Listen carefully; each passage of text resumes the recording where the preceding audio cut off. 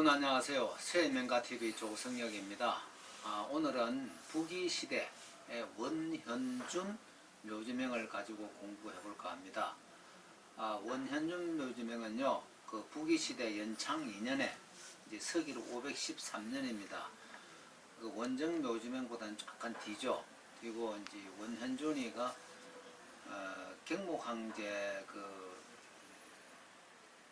뭐 손자뻘에 해당되는데요. 그 15살에 졸했습니다. 근데 이때 그 부기시대 세계적인 묘지명으로서도 이 좀 글씨가 좀 걸출합니다. 좀 특이하거든요. 특이하고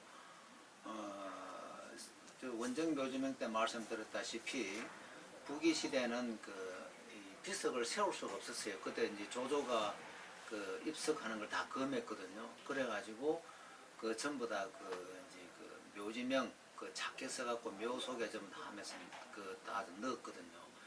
그러다 보니까 이 탁본이 굉장히 깨끗합니다. 뭐 땅속에 묻혀서 쓰니까 이건 뭐 어떻게 비풍우에 시달릴 일은 없었잖아요. 그래서 그 묘지명 글씨들을 대부분 다 보면은 깨끗합니다. 깨끗하고 이비도 이제 그 청나라 때 민국 때 발견됐거든요.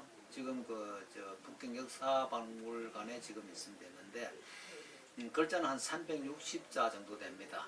그 19행 매행이 21자거든요. 그래서 이 해서 공부하는 데는 이것도 도움이 많이 됩니다. 여러분들 공부하실 때 공부하는 순서를 어떻게 잡느냐, 이거는 이제 여러 가지 설이 있거든요. 중국의 강유인은 이 글씨는 해서부터 써야 된다고 그랬습니다. 그때는 왜냐하면은 그때는 이제 필기가 붓밖에 없었잖아요. 그러니까 이제 뭐 쓰이는 용도가 해석밖에 그때는 쓸 수 없습니다. 청시대 때는. 근데 우리가 이제 예술적으로 우리가 이제 감각을 익히려면은 전서부터 공부하는 게 참 좋습니다. 전서를 공부하시고 전서에서 원필을 익히시고 예서에서 방필을 익히시고 그 원필, 방필 익힌 것을 해서에 이제 도입을 합니다. 도입하면 해서는 원필과 방필을 알아야만이 해서를 구사할 수 있거든요. 그런 해서를 이제 하게 되면은 또 행서가 또 좀 쉬워지고요.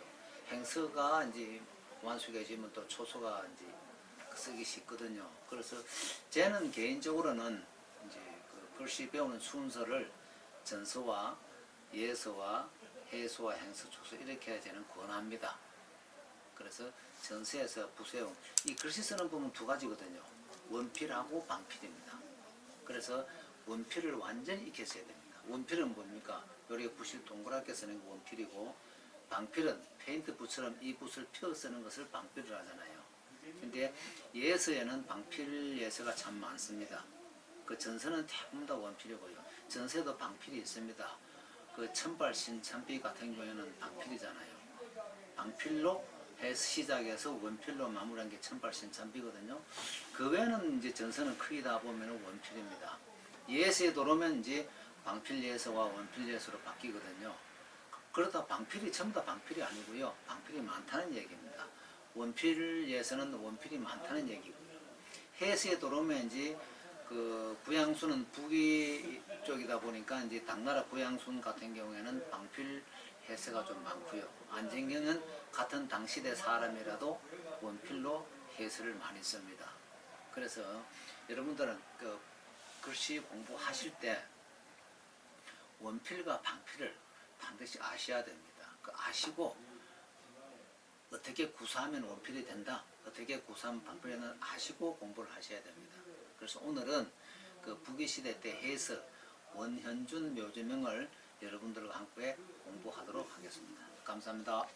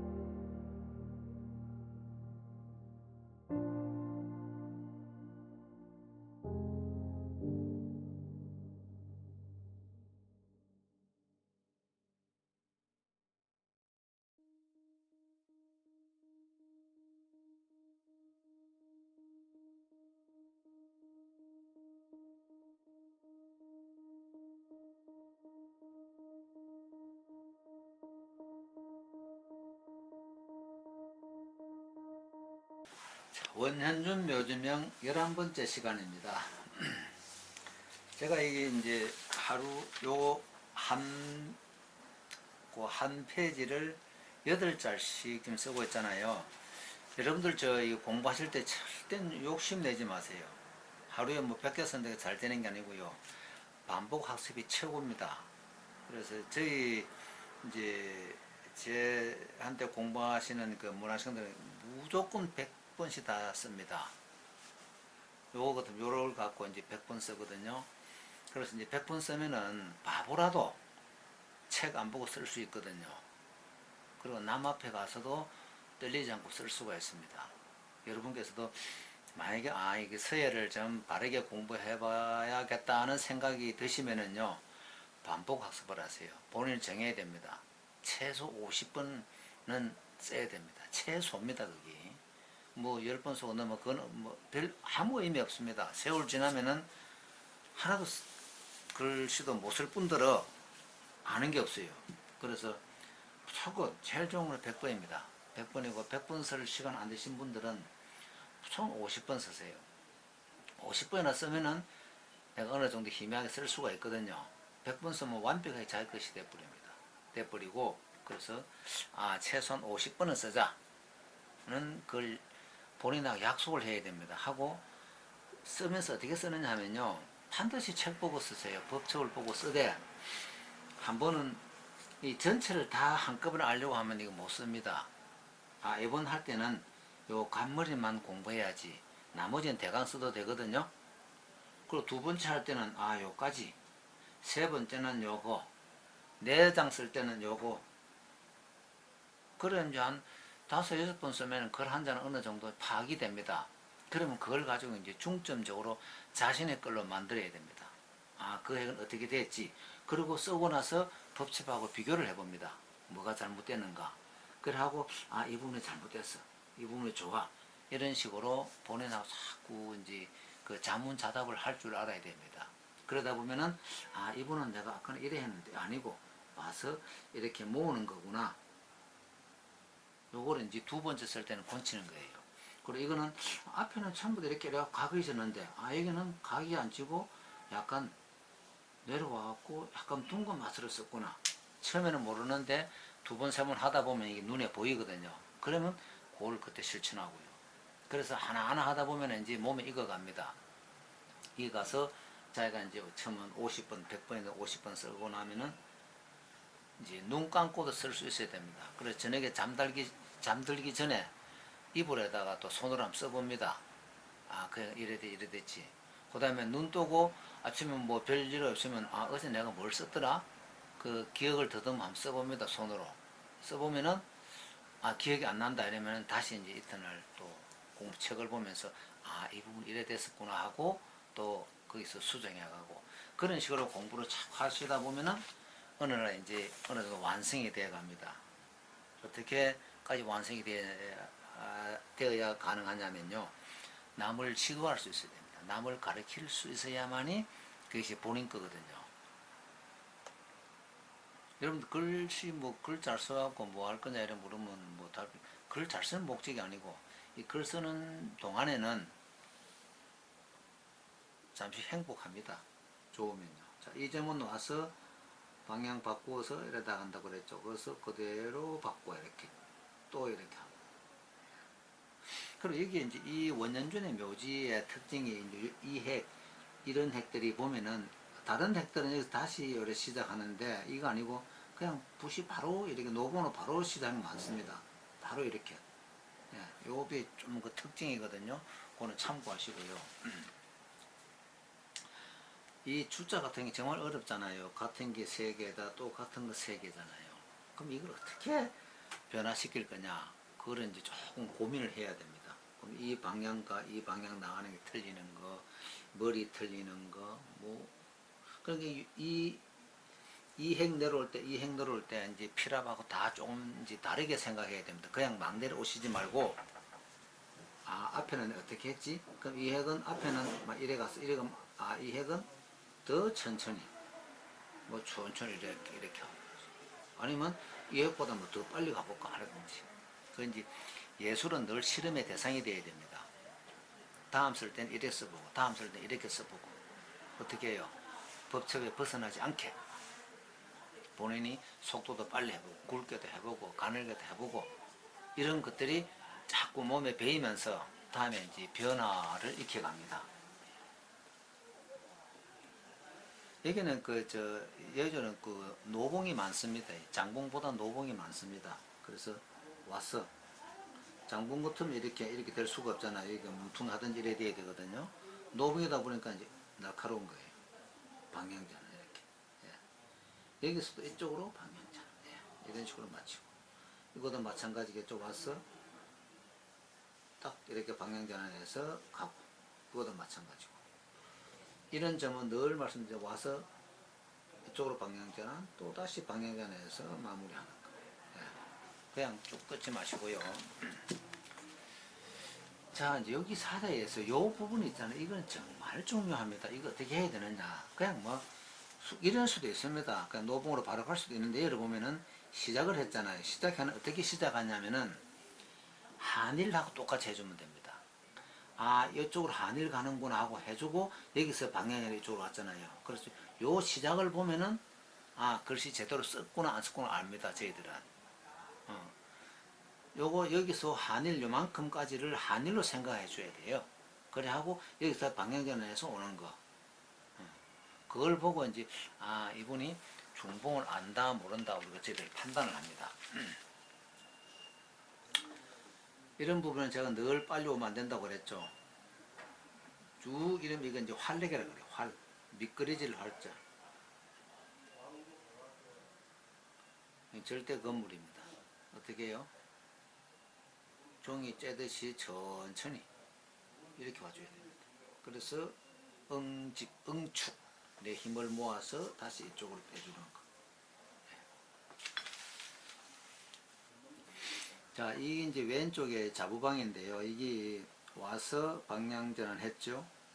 가늘게 되고 다시 놓아서 방향전환 완전해서 또 가늘게 되고 다시 이쪽으로